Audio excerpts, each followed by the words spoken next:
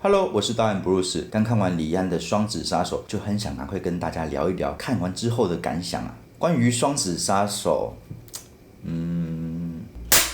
对了，先打开 YouTube 的字幕。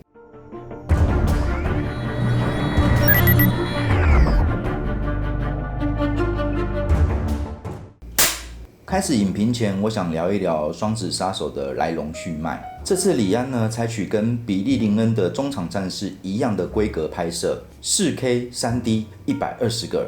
很多人应该不太清楚120格究竟是什么样的概念，我稍微解释一下，120格的观影体验就好像是威尔史密斯站在你面前唱饶舌。So this is for myself, like 30 years in the future. 而对于业界真正的说法就是每秒钟闪过120张图。你问我怎么会知道 4K 3D 120格的观影体验？因为当时李安的未来电影比利林恩的中场战士，全台只有一家戏院可以播放 4K 3D 120格。那场盛事我有去看，而且还看了2次。后来播放完比利林恩的中场战士之后，戏院就把设备拆了，以至于全台没有任何一家戏院可以播放顶规的双子杀手。我想这可能是李安料想不到的，因为其实这部电影一开始就锁定台湾跟中国的市场。你们要知道，美国的电影在准备要开拍之前，他们都会做一个损益表。那像双子杀手这样的电影一定是会赔钱的，但是投资人怎么可能真的会把钱丢到一个赔钱的电影呢？这个后面会稍微提到一点点。对于影片格数的多寡，观众可以去看我之前的影片，因为我现在是用 Full HD 每秒60格拍摄，那我之前的影片大部分都是30格、24格拍摄，你们仔细看，应该会感受到有很大的区别。通常格数越高，所需的进光量就越高，例如每秒120格，快门就必须要设定成240。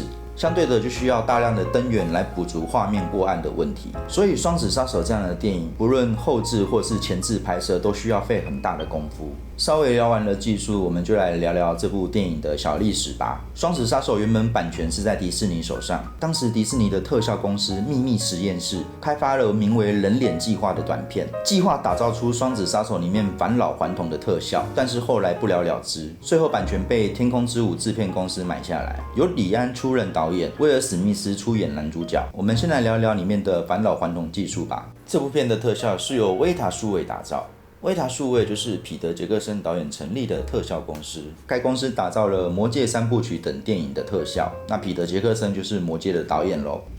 我看维基百科说，这次特效并没有采用惊奇队长用在山缪·杰克森的年轻化技术，而是利用动作捕捉，单纯的做出一个电脑动画的角色。我觉得其实这是这部片的缺点之一。相信很多人都玩过 PS4 的游戏吧？有些游戏用 3D 打造的人物真的栩栩如生。但是你们有没有发现，有一种东西没有办法被 3D 模拟出来，那就是眼神。人家说眼睛是灵魂之窗， 3D 是打造不出灵魂的感觉的，以至于我看到年轻版的威尔史密斯让我有点出戏。可能我是 3D 动画师出身，我对这点还蛮敏感的。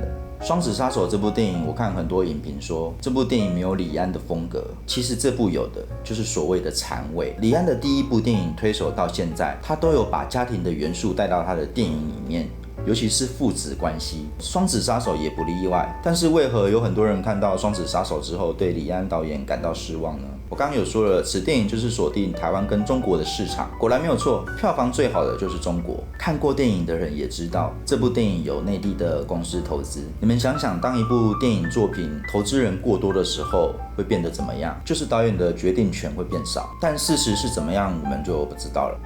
我觉得此电影最成功的是开场的情节。记得有一本编剧的书叫做《先让英雄救猫咪》，就是这本书。你要让观众喜欢上你的剧本，你必须要让观众先爱上你的主角，亦正亦邪的主角。例如阿拉丁，阿拉丁是个小偷，但是后来他把偷来的食物给了更需要的小孩。观众最爱这种行侠仗义的行为了。双子杀手也不例外，顶尖的杀手有着仁慈的心肠。我不知道因为是高规模的关系还是其他因素，可能导致李安导演没有办法好好的着重在这个上面。毕竟高规模的现场拍摄摄影组的准备啦，灯光组的准备一定会花更多的时间。但你们也知道，美国人拍电影呢，就是一定要按表操课，所以我觉得有些戏拍得有点仓促的感觉。而动作场面我觉得非常的棒，看得出李安导演从推手，然后到卧虎藏龙，然后到绿巨人浩克，然后到现在的双子杀手，你们都可以看得出来李安导演对动作戏的野心。因此这部电影的动作场面啊，我觉得李安已经超越了自己。很多人应该对平淡圆满的结局不喜欢，但你们要知道，在美国拍电影不是导演最大，而是监制最大，所以往往电影结局啊不是导演所想要的。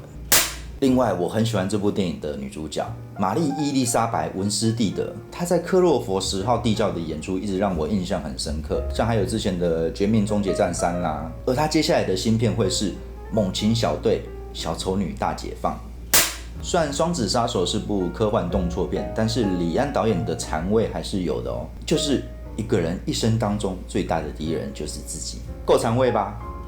有一派的导演呢，会认为电影就是必须要跟观众有一些距离感，但是也有一派的导演呢，希望就是观众可以很深刻的体验电影里面角色的人生。李安导演就属于后者，但后者这样的野心啊，可能需要很长的时间去实验、去证明，甚至烧很多钱，就像医学跟科学一样，经过了不断的失败，最后才会成功。但李安导演突破自己，勇于实验的精神是让我们很佩服的。也许就是因为像李安导演这样的坚持，才有他今天这样的地位。而我们呢？我是导演 Bruce， 我们下次见。Because what if somebody actually knew what we really are?